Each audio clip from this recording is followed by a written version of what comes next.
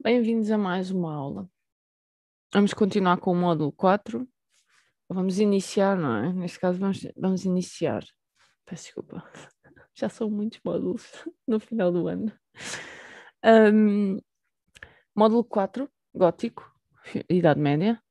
E vamos começar então com o contexto. Como é que surge? Nós vimos do românico, não é? Monges, mosteiros, as igrejas muito despidas, com poucas janelas, tudo muito fechado, não é? Ahm, E entramos num período em que dominam nos manuais as cidades e Deus, porque é muito tudo à volta de Deus, que antes também era, não é? O módulo 3 também era muito. E continuamos. O que é que nós temos aqui em termos de curiosidades? Por exemplo, deixei uma imagenzita, não é? Da reconstrução do que seria, uma ideia do que seria na época. Milhões de habitantes, temos uma certa estagnação desde o ano 1000, não há muito.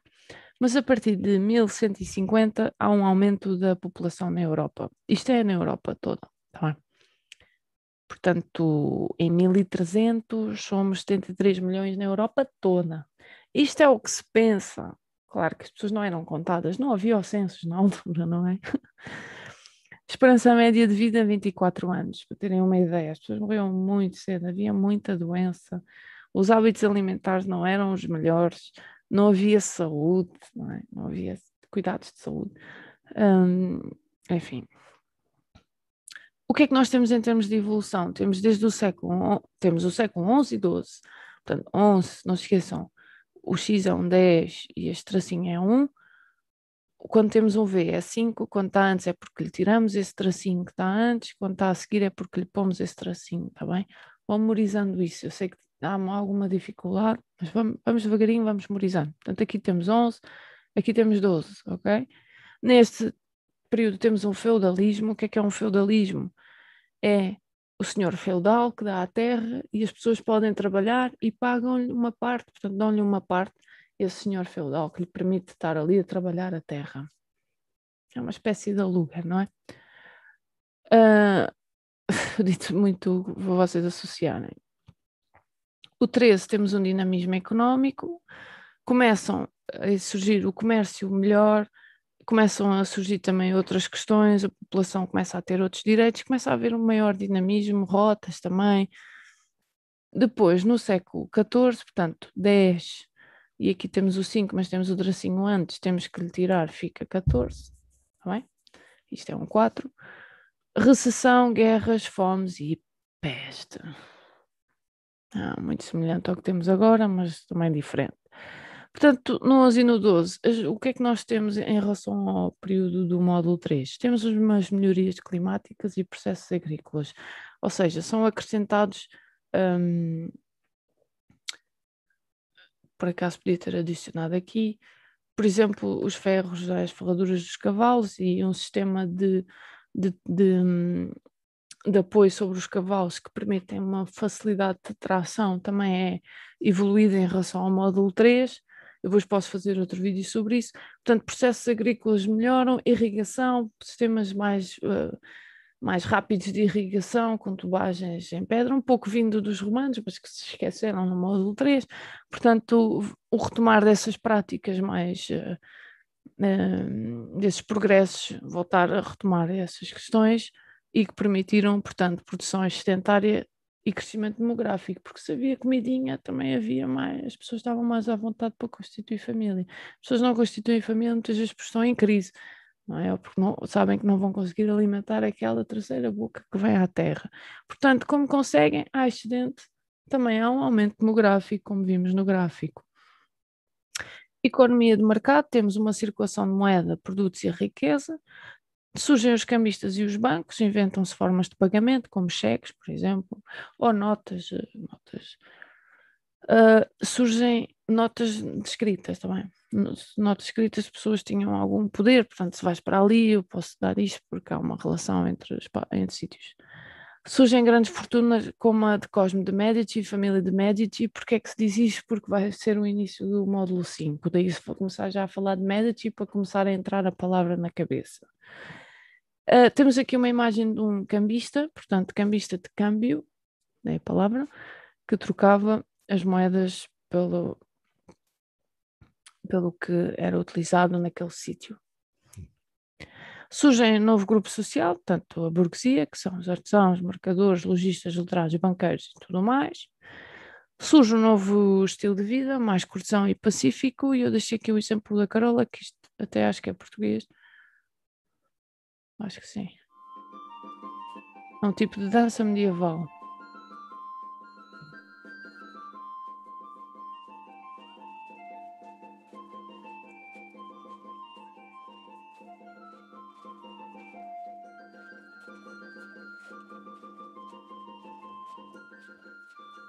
Vejam as roupas, por exemplo, as vestes são recriações do que seria na época.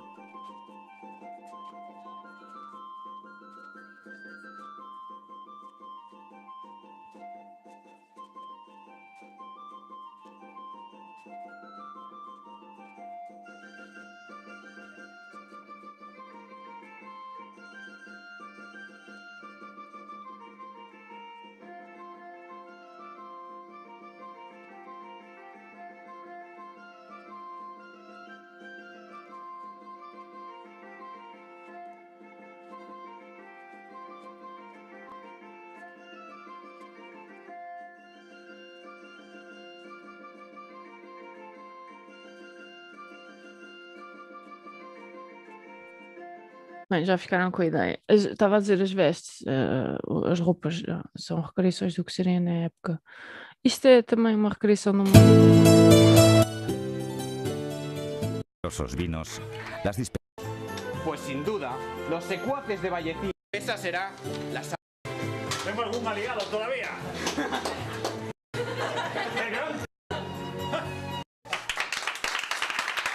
cantidad y variedad de manjares, basados principalmente en la caza y generosos vinos, las dispensaba el anfitrión. Ha caído a mí. As cadeiras não são muito reais, mas eu vou deixar estes links porque dá um pouco o que é um ambiente. Claro que isto ir-se lá é melhor, não é? E ter uns bancos mesmo em madeira. Mas passando isso à frente, passamos para a parte mais intelectual das universidades. A nossa 1290, Coimbra, há sempre esta coisa, eles gostam de fazer isto. Guerras. Mas bastante antiga, portanto, século XIII, de Coimbra, e uma imagenzinha. Portanto, temos universidades muito antigas, algumas delas ainda hoje funcionam, como a nossa de Coimbra. Deixei aqui o exemplo da imagem da nossa, claro, de Coimbra. Desenvolve-se a cultura escrita, surgem as universidades, as cidades. Passando um bocadinho a questão das cidades, portanto, é que nós vimos no módulo 3 de analfabetismo, e começa a surgir esta cultura escrita e cultura da escrita, as duas, que vão dinamizar a questão da iliteracia. E, portanto, isto é importante porque há esse desenvolvimento em relação ao módulo 3, que é muito estagnado, é muito nos monges e pouco mais, não é? A monarquia, monges e pouco mais. Agora não, começamos a ter universidades que não é para toda a gente, mas que começam, para além dos monges e dos reis, a ter a possibilidade de se cultivarem a nível intelectual. Por outro lado, as cidades são o berço de uma nova sociedade mais laica, pragmática, individualista, e esses são os pontos principais que vocês têm que lá colocar nos exames. Cidades são centros de novos saberes, desenvolveram-se as trocas comerciais e culturais, portanto, deixei uma imagem e está aqui. Nas artes surgem as corporações ou ministérios de artes e ofícios para associar artesãos, portanto, são corporações de ofícios ou guildas. Isto vai permanecer no próximo módulo, está bem? Portanto, são corporações, são conjuntos de pessoas unem-se para criação de, por exemplo, sapatos, penso que seja aqui, sim. Aqui já é pintura, é uma imagem que é muito utilizada na parte das tecnologias dos materiais de pigmentos, porque vê-se eles a moerem lá atrás. Portanto, toda uma equipa, há uma guilda, uma equipa a realizar este tipo de trabalhos. E as guildas de Florença, que depois vão permanecer para o próximo módulo, que são quais as artes maiores e as artes menores. Pronto, isso não levem a peito, era o que era. A questão da parte da importância, que depois vamos desenvolver mais na parte 5. O que interessa aqui é que as pessoas começam-se a unir para os fazeres e elaboram e criam estas corporações ou guildas para também se defenderem. Por um lado, se queremos individualismo, por outro, tem que haver algum tipo de proteção, porque uma pessoa sozinha na época era completamente aniquilada. E, portanto, ao se juntar a uma corporação de ofícios ou a uma guilda, fica muito mais protegida. Isso ainda hoje acontece, não é? Com corporações. Organização das cidades, o que é que nós temos? Temos uma parte de muralhas, portanto, vivia-se dentro da muralha, primeira linha de muralhas, etc. Depois temos toda a parte aqui das pessoas, os campos normalmente eram cá fora, parte agrícola ficava cá fora, temos a parte das habitações, depois temos uma parte interior, já uma praça central, onde provavelmente se fazia também mais o comércio da linha de rotas da seda e coisas do género, não propriamente comércio plebeu, não é? Das classes mais baixas, e depois normalmente nos pontos mais elevados e mais importantes ficavam as catedrais, não é? Ou os castelos. O que nós temos também aqui em relação à parte cultural é a cultura cortesã, que é baseada no ideal cavaleiresco e cortês. Portanto, o que é que nós temos? Temos um ambiente de cortesão, de banquete, de jogos, de saraus, a parte direta também tem jogos com músicos, se calhar trovadores, temos tudo isso. E temos também esta parte da cultura cortesã bastante iluminada em um Minora de Codex Manesse, este caráter de cultura cortesã da Idade Média, nesta Elminura que já saiu. E gostam sempre de colocar esta parte do cavaleiro com a sua dama. Obrigada, Leia.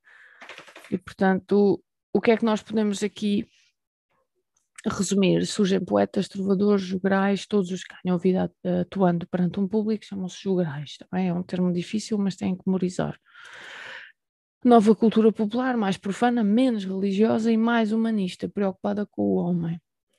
Festas e romarias com procissões e autos teatrais, com danças e cantos, poesia trovadoresca, cantigas de amor, amigo e escárnio a maldizer. Normalmente estas duas já deram a português, portanto não se entra muito por aí. Ainda assim, eu deixei aqui um bocadinho do que é uma cantiga de amigo, porque normalmente não passamos nós, professores de história, por isso.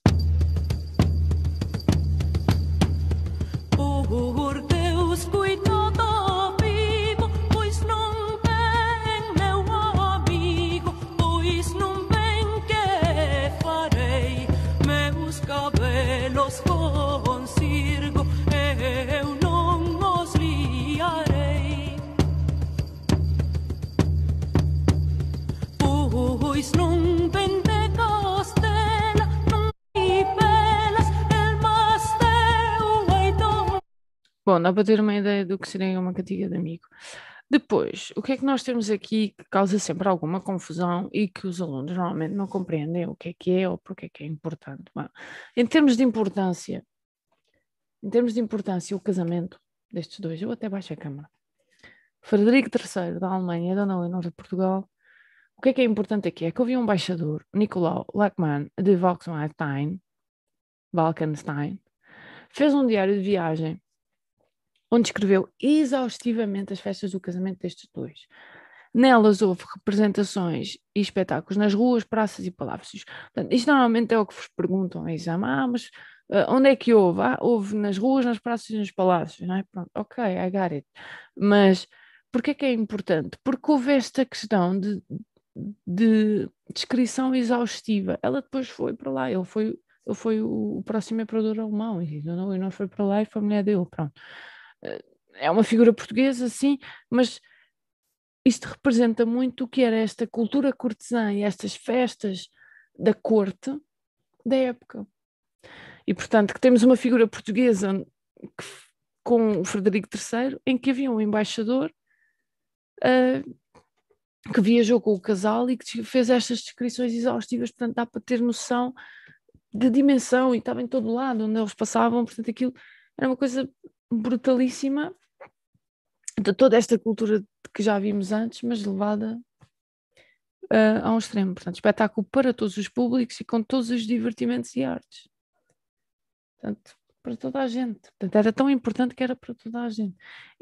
Agora, a questão é esta, é que nós tínhamos uma pessoa que descreveu exaustivamente, não é comum andar atrás, não é? E a descrever. Portanto, é mais esta questão. Temos uma figura portuguesa, um senhor estrangeiro, depois ficou mulher do imperador da Alemanha. É isto. Eu sei que causa alguma confusão, mas porquê? Mas porque é que é importante? Mas aparece-me a imagem deles e então...